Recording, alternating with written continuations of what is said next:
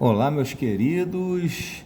Quem fala com vocês aqui é Romeu Carneiro, um biólogo e estudioso da história dos vertebrados.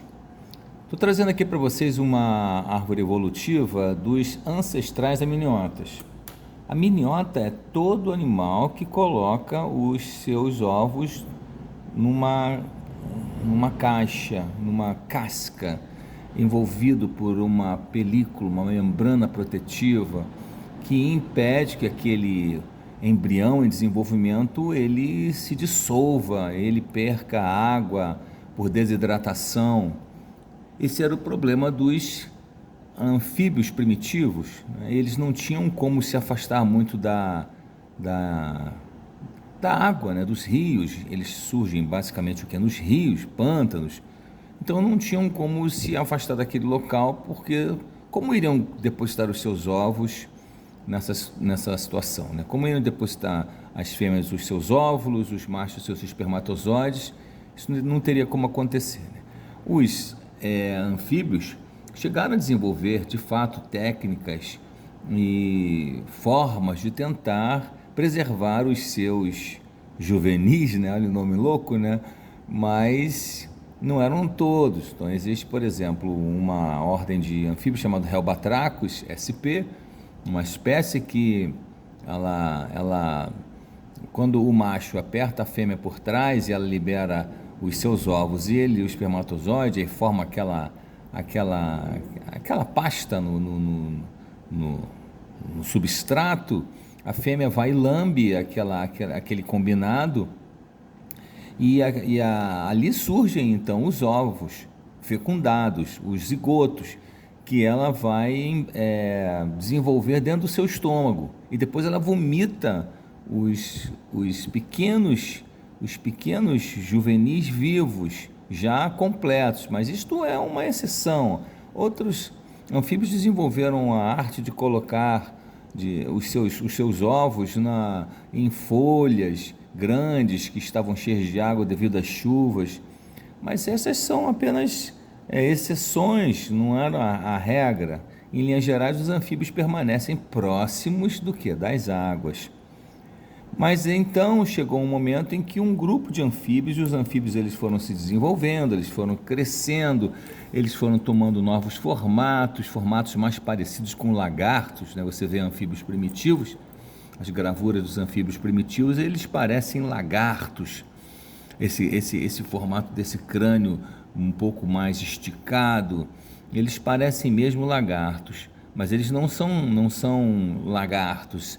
Eles são anfíbios, e depois de um determinado tempo, um grupo desses de anfíbios, desenvolveu o ovo amniótico. E aqui a gente está diante de uma árvore de um ancestral amniota. Depois desse ancestral surge então aquilo que aqui nesse gráfico eles chamam de répteis. Olha só, repare que eles chamam de répteis. Eles chamam tartarugas, os pterossauros, eles chamam os ictiossauros, que eram répteis que voltaram para as águas. Os pterossauros eram répteis que também desenvolveram esta arte, perdão, pterossauros, plesiosauros, desenvolveram essa arte de voltar para a água, mas com uma conformação diferente. Aquele parece mais um golfinho, mas não é um golfinho, tá? Nós temos também os lagartos, as cobras, os crocodilos. Os pterossauros já seriam os répteis que obtiveram capacidade de voar, e os dinossauros. Você repara que ele deixa de fora os pássaros e os mamíferos. Mas acontece que isso aqui é uma árvore extremamente incorreta, imprópria, porque ela trata répteis, bota tudo num balaio de gato só, e por sua vez não inclui as aves dentro do grupo dos tais répteis, porque aves hoje é considerado dinossauro, seria então um grupo parafilético, conforme a gente vê aqui.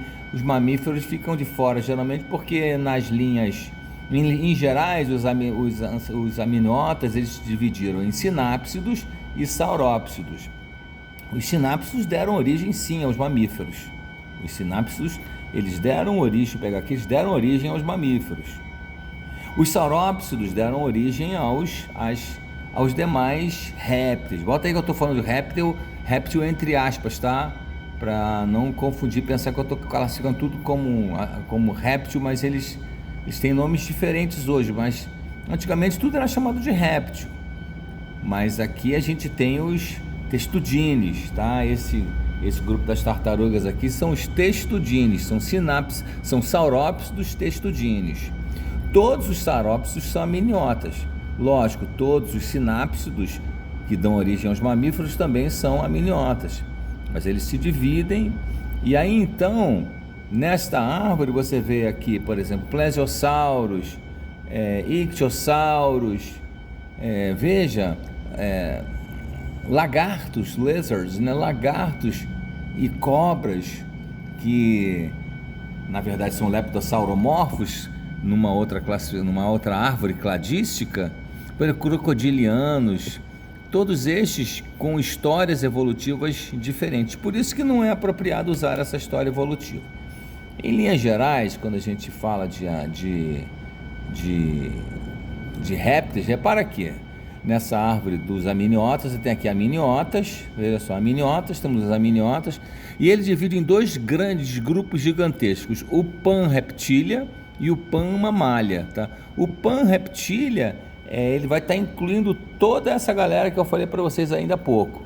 Você repara que o grupo amniota, ele surge onde? No Carbonífero. É óbvio que a transição dos vertebrados aquáticos para os vertebrados terrestres, ela não ocorreu aqui nesse momento, ela ocorreu na era Devoniano, um período anterior a este. Foi do tempo quando os peixes sarcopterídeos, basicamente existem dois grandes grupos, dois braços enormes dentre os peixes, né, que são os actinopterídeos. Quando você vai olhar a nadadeira do actinopterídeo, ele parece que tem um monte de pauzinhos assim, uns raios. E quando você analisa a nadadeira do peixe sarcopterídeo, ela parece bem com a configuração dos ossos da pata de um animal terrestre. E foram os sarcopterídeos que transigiram para o ambiente terrestre. É lógico que essa transição levou milhões de anos. Não foi apenas um grupo que fez essa tentativa. A gente tem aí o registro fóssil de animais. Depois eu vou gravar um vídeo até sobre tetrápodes primitivos. Vários grupos de peixes estão envolvidos nessa história evolutiva. Nós temos os primitivões mesmo lá, como o Eustenóptero. Depois nós temos outros, Panderictis, nós temos Ictiostega, Tiktaalik, que são organismos, são peixes que participaram dessa migração para o ambiente terrestre e, por sua vez, tiveram que fazer adaptações para o ambiente terrestre. Por exemplo, houve um engrossamento da pele dorsal e da pele ventral. Para quê? Para que o peixe não perdesse água, né? Não dessecasse, não morresse em terra por causa de dessecação. Mas a gente percebe nesses fósseis a presença de linha lateral, que é um traço ainda primitivo dos peixes. Todo peixe tem linha lateral. A linha lateral é uma forma de controle do animal perceber a aproximação de outro animal, ou seja, o movimento das águas afeta o peixe e ele consegue se localizar. Em linhas gerais, os tetrápodes primitivos, esses peixes que transigiram para o ambiente terrestre, eles também tinham outras características que mantinham-nos como peixes ainda, como a cauda, tá certo? Bem, enfim, por fim, eles se tornaram os anfíbios, e os anfíbios se tornaram em amniotas, como eu já tinha falado para vocês anteriormente. E aqui nesse gráfico amniota, você pode perceber que ele então diferencia o Panreptilia, que ele vai colocar dos amniotas em diante, todos os répteis répteis do Paleozoico, tá? Nós temos répteis do Paleozoico. Esses aqui são répteis do Paleozoico, Permiano. Todos eles são répteis do Paleozoico. Aqui nós temos os répteis do Paleozoico aqui, correndo por aqui, tá vendo? Naquele grupo Panreptilia. Esses que estão aqui são sinápsidos. são da linhagem que deu origem aos mamíferos. Nem todo sinápsido é aliás, nem todo sinápsido é mamífero, mas todo mamífero é sinápsido, tá? Então, quando a gente olha aqui, os mamíferos surgiram no Permiano. Não é verdade, eles não surgiram no Permiano. Eles têm raízes no Permiano. As raízes dos mamíferos, dos mamália, como nós vemos aqui já no Jurássico, ainda de forma bastante primitiva, né? Eles tiveram origem deles no Permiano, mais especificamente no Carbonífero, porque é onde os sinápsidos eles se desenvolveram. E uma das características mais marcantes dos sinápsidos, eu mostrei para vocês aqui ainda há pouco, é o que? É o crânio. Deixa eu botar para cá. É o crânio. O crânio sinápsido é esse crânio aqui, ó, que eu estou mostrando. Esse aqui é o crânio sinápsido. Repara bem que ele tem apenas uma abertura temporal. Essa abertura é para inserção de músculos, tá? Essa aqui é a órbita, onde estão os olhos, o olho do animal. E essa aqui é a narina, tá bom? Então, os mamíferos, no caso, perdão, os sinápsidos que deram origem mais tarde aos mamíferos, ou melhor, de onde os mamíferos derivaram, eles têm apenas uma fenestra. Isso aqui é uma janela ou fenestra. Já os diápsidos, de onde vem aquele grupo lá, o Panreptilia, que envolve os saurópsidos, que é o outro grupo que faz divisão dentre os amniotas, porque os amniotas se dividem em saurópsidos e em sinápsidos. E aqui neste caso, esse grupo já é um grupo diápsido,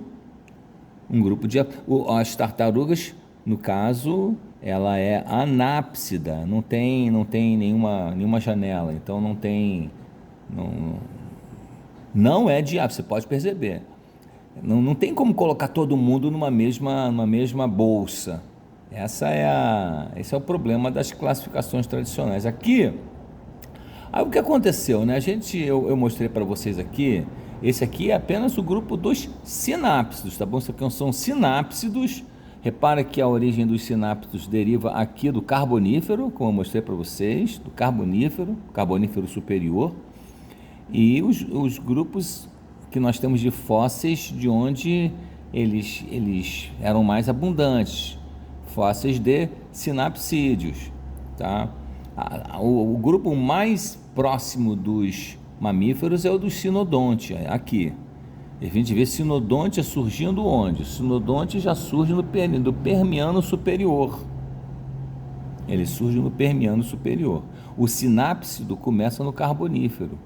E os sinodontia, que são os antepassados diretos dos mamália, dos mamíferos, já surgem no Permiano. Mas aqui no Permiano acontece aquilo que a gente chama de extinção permo-triásico, onde 90% das espécies de vertebrados e invertebrados, eles simplesmente desapareceram. Existem muitas causas, eu não estou aqui para estudar com vocês as causas da extinção permo-triásica, mas em linhas gerais envolve aumento da temperatura ou a diminuição da temperatura, envolve vulcanismos, envolve maremotos, envolve soerguimento e rebaixamento de oceanos e de mares. Então isto tudo causou morte a milhares de animais, tanto vertebrados quanto invertebrados, certo? E continuando aqui, né, o meu objetivo grande é falar sobre os arcossauros. Arcossauros são sinápsidos, arcossauros são saurópsidos, são amniotas, e depois da extinção permo-triásico surgem eles. Quem são os arcossauros, afinal de contas? Os arcossauros, eu digo assim, sobreviventes. Na verdade, sobreviveram muitos amniotas depois da extinção permo-triásica. Do contrário, não teria arcossauro. Os arcossauros se tornam os répteis dominadores porque só tinham eles na verdade, de amniotas ali. Eles ganham esse nome de reptiles aqui, ruling reptiles, porque eles são répteis reinantes, dominadores. E foram daí em diante, os arcossauros sofreram uma diversificação muito grande. Repara aqui, por exemplo, que é bom que a gente saiba aqui, porque as pessoas em linhas gerais pensam que os animais mais primitivos são os dinossauros. Eu mostrei para vocês que dinossauros, perdão, antes de dinossauros, nós tivemos amniotas. Antes dos amniotas que surgem no Carbonífero, nós tivemos, antes dos amniotas, nós tivemos ainda em terra os tetrápodes primitivos. Aliás, antes deles mesmo eu posso dizer os anfíbios, e antes dos anfíbios nós temos aí os tetrápodes primitivos. E antes dos tetrápodes primitivos nós temos os peixes, mas aí já é uma história que não é a história dos vertebrados terrestres. Mas a história dos vertebrados terrestres, elas tem início lá por volta de 360 milhões de anos antes dos dias atuais. Já os arcossauros surgem depois da extinção permo-triássica, se não me falha a memória, 252 milhões de anos atrás. E os dinossauros surgem há 135 milhões de anos atrás, eles já surgem no Triássico, mas a grande explosão mesmo de animais, dinossauros, se dá no Jurássico, tá? Mas então a gente já tem uma regra, todo dinossauro é arcossauro e por sua vez é amniota. Agora, nem todo arcossauro é dinossauro. Nós temos exemplos aqui, veja, os crocodilos. Os crocodilos, eles são animais, crocodilos e parentes, crocodilos, gaviais, né? São jacarés, eles são arcossauros, mas não são dinossauros. Mesma coisa que os pterossauros, a gente vê nos filmes e etc., e temos a impressão que pterossauros são dinossauros, mas eles não são dinossauros, tá? Esses são, na verdade, arcossauros relacionados a pássaros, mas eles não são pássaros também, eles não são aves, ok? Eles são arcossauros, mas não são aves.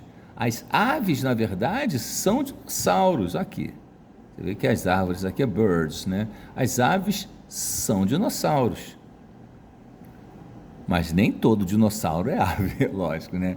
Então nós temos aqui os dinossauros com chifres, dinossauros de cabeças duras que faziam combates com a cabeça, dinossauros com bico, dinossauros com carapaças enormes. Esses são ornitísquios.